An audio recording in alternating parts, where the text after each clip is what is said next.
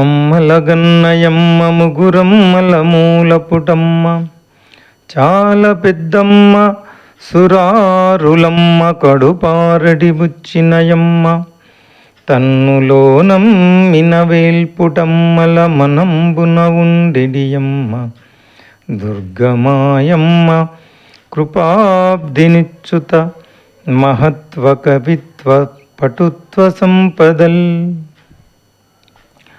అమ్మలగన్నయమ్మ ముగురమ్మల మూలపుటమ్మ చాలా పెద్దమ్మ దుర్గమ్మ శ్రీ చరణారవిందాలకు నమస్కరిస్తూ, ఈ శరన్నవరాత్రులు తమోగుణం, రజోగుణం, సత్వగుణాలకు ప్రతీక. మొదటి 3 రోజులు దుర్గా దేవి రూపంలో ఆరాధిస్తాం. తర్వాత 3 రోజులు ఐశ్వర్య రూపమైన లక్ష్మీ రూపంలో ఆరాధిస్తాం. ఇక చివరి 3 రోజులు జ్ఞాన రూపమైన సరస్వతి రూపంలో ఆరాధిస్తాం. ఈ విధంగా మనలో ఉన్న తమోగుణం, రజోగుణం, సత్వగుణాలను ఆరాధించడమే ఈ శరన్నవరాత్రులలోని అంతరార్థం.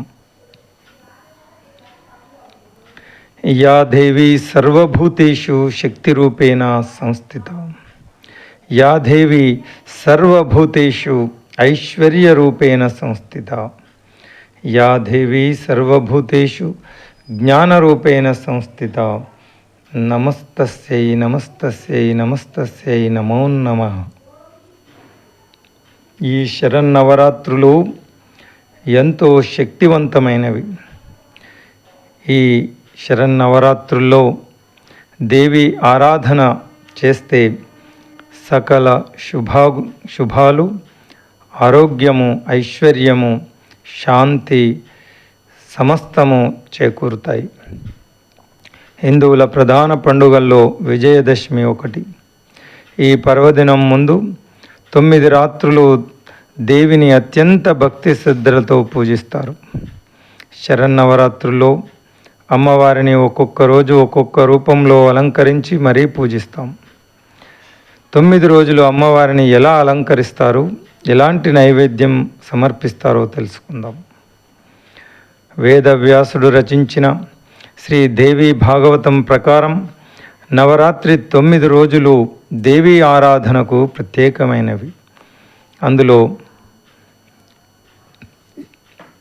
ప్రత్యేకంగా ఈ 9 రోజులు వీటిని దేవీ నవరాత్రులని, శరత్కాలంలో వచ్చే నవరాత్రులు కనుక శరన్నవరాత్రులు అని పిలుస్తాం. మొదటి రోజు అమ్మవారు బాలా త్రిపుర సుందరీదేవిగా భక్తులకు దర్శనమిస్తారు. ఈరోజు అమ్మవారికి లేత గులాబీ రంగు వస్త్రాన్ని సమర్పిస్తారు. అమ్మవారికి నైవేద్యంగా ఈరోజు క్షీరాన్నం సమర్పిస్తారు. ఈరోజు కుమారి పూజ విశేషంగా నిర్వహిస్తారు. రెండవ రోజు అమ్మవారు వేదమాత అయిన శ్రీ గాయత్రీదేవిగా భక్తులకు దర్శనమిస్తారు. ఈరోజు అమ్మవారికి నారింజ రంగు వస్త్రం సమర్పిస్తారు. అమ్మవారికి ప్రసాదంగా కొబ్బరి అన్నం నివేదిస్తాం. మూడవ రోజు అమ్మవారు ప్రాణికోటి ఆకలి తీర్చే అన్నపూర్ణాదేవిగా భక్తులకు దర్శనమిస్తారు. ఈరోజు అమ్మవారికి లేత పసుపు రంగు వస్త్రాన్ని సమర్పించాలి. నైవేద్యంగా అల్లం గారెలు సమర్పిస్తారు. నాలుగవ రోజు అమ్మవారు శ్రీ లలితా త్రిపుర సుందరీదేవిగా భక్తులకు దర్శనమిస్తారు. ఈరోజు అమ్మవారికి ముదురు బంగారు రంగు వస్త్రం సమర్పించాలి. నైవేద్యంగా కదంబం ప్రసాదాన్ని నివేదిస్తారు. ఐదవ రోజు అమ్మవారు శ్రీ చండీదేవిగా దర్శనమిస్తారు. లోక కంటకులైన రాక్షసులను సంహరించడానికి అమ్మవారు ధరించిన అవతారమే శ్రీ చండీదేవి అవతారం. ఈరోజు అమ్మవారి ఎర్రని పూలతో పూజించాలి. ఎర్రని వస్త్రాన్ని సమర్పించాలి. చింతపండు పులిహోర, రవ్వ కేసరి వంటి నైవేద్యాలను సమర్పించాలి. ఇక 6వ రోజు అమ్మవారు శ్రీ మహాలక్ష్మీ దేవిగా దర్శనమిస్తారు. ఈరోజు అమ్మవారికి ముదురు గులాబీ రంగు వస్త్రాన్ని సమర్పించాలి. అమ్మవారికి నైవేద్యంగా పూర్ణం బూరెలు సమర్పిస్తారు. ఇక 7వ రోజు అమ్మవారు జ్ఞాన స్వరూపిణి అయిన శ్రీ సరస్వతీదేవి రూపంలో భక్తులకు దర్శనమిస్తారు. ఈరోజు అమ్మవారికి తెల్లని వస్త్రం సమర్పించాలి. నైవేద్యంగా దద్దోజనం నివేదిస్తారు. 8వ రోజు దుర్గాష్టమి పర్వదినం. ఈరోజు అమ్మవారు దుర్గతులను రూపుమాపే శ్రీ దుర్గావతారంలో భక్తులకు దర్శనమిస్తారు. ఈరోజు అమ్మవారికి ఎర్రని వస్త్రం సమర్పించాలి.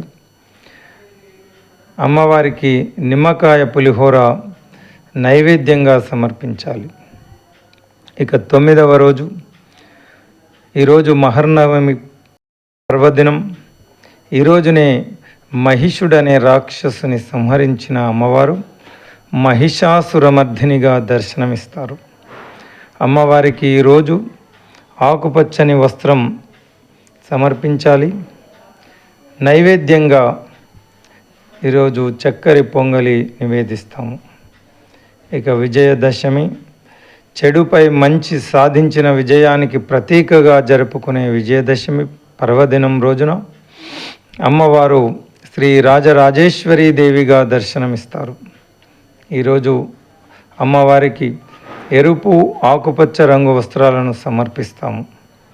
లడ్డూలు, చింతపండు పులిహోర, రవ్వ కేసరి నైవేద్యంగా సమర్పిస్తారు. ఈ దసరా పండుగ రోజుల్లో అమ్మవారిని శక్తి మేరకు పూజించి అమ్మవారి అనుగ్రహానికి పాత్రులమవుదాం. ఓం శ్రీ జగన్మాత